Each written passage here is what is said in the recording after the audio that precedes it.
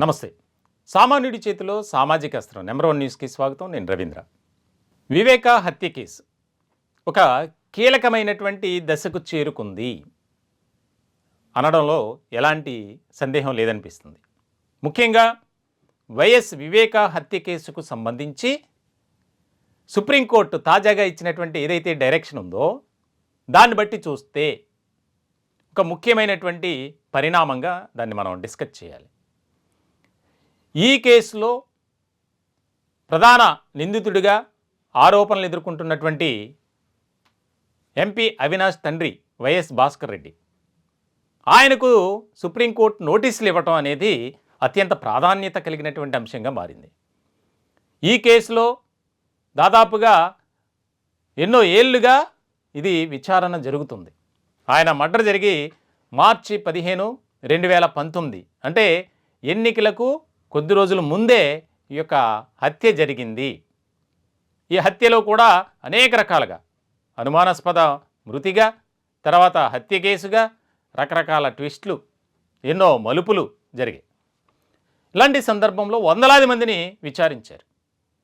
అనేక మంది అప్రూవర్లుగా మారారు, మరికొంతమంది విచారణ ఎదుర్కొంటున్నారు. ఇట్లాంటి క్రమంలో న్యాయ పోరాటం కోసం హత్య గావించబడినటువంటి వైఎస్ వివేక కుమార్తె సునీతారెడ్డి, ఆమె కూడా న్యాయ పోరాటం కోసం ఇప్పటి వరకు కోర్టు మెట్లు చేస్తూనే ఆవిడ ఈ పోరాటం చేస్తూనే ఉన్నారు. ఇలాంటి సందర్భంలో ఆంధ్రప్రదేశ్ గవర్నమెంట్ మీద, అంటే అప్పటి వైఎస్ఆర్సీపీ సర్కార్, మాకు గవర్నమెంట్ మీద నమ్మకం లేదు, మా తండ్రి గారైనటువంటి వైఎస్ వివేక హత్య కేసు పక్క రాష్ట్రానికి బదిలీ చేయండి అని చెప్పి చాలా కీలకమైనటువంటి ఆరోపణలు చేశారు వైఎస్ఆర్సీపీ, అలాగే జగన్పై, వైఎస్ అవినాష్పై అనేక రకాలుగా ఆరోపణలు. వైఎస్ కుటుంబంలోనే అంతర్గత విభేదాల వల్ల ఇది జరిగింది, ఎన్నికలకు సంబంధించి ముందు జరగటం వల్ల ఇంకా ప్రాధాన్యత సంతరించుకుంది. సో ఇటువంటి క్రమంలో సుప్రీంకోర్టు ఇచ్చినటువంటి డైరెక్షన్స్ ఏవైతే ఉన్నాయో, ఏదైతే బెయిల్ ఉందో దాన్ని రద్దు చేయాలి భాస్కర్ రెడ్డితో పాటు మరికొంతమందికి. దానికి సంబంధించి కేసు విచారణ చేస్తున్నటువంటి దర్యాప్తు సంస్థ కూడా పూర్తి స్థాయిలో సమగ్రమైనటువంటి నివేదిక సమర్పించాలి అనేది కూడా ఇక్కడ కీలకంగా పేర్కొంది సుప్రీంకోర్టు. దీనికి సంబంధించి ఒక ప్రచారం అయితే జోరుగా సాగుతుంది. మరికొద్ది రోజుల్లోనే దీనికి ఎండ్ కార్డ్ అనేది పడబోతుంది. ముఖ్యంగా ఏదైతే వైఎస్ వివేక హత్య కేసుకు సంబంధించి కీలకమైనటువంటి పరిణామాలు త్వరలోనే చోటు చేసుకోబోతున్నాయి.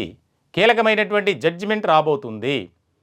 వైఎస్ఆర్సీపీలో ఉన్నటువంటి కొంతమంది నాయకులు ఇరకాటంలో పడతారు, ఇబ్బందులు ఎదుర్కోక తప్పదు అనే ప్రచారం కూడా ఇటు రాజకీయ వర్గాల్లోనూ, అలాగే న్యాయ నిపుణులు కూడా దీనిపై రకరకాలుగా చర్చించుకుంటున్నారు. ఫ్యామిలీలో ఉన్నటువంటి సొంత వారే అతన్ని హతమార్చారు, రాజకీయంగా అడ్డు వస్తున్నాడు అని ప్రచారం ఎంత జోరుగా సాగిందో మనం విన్నాం, చూసాం.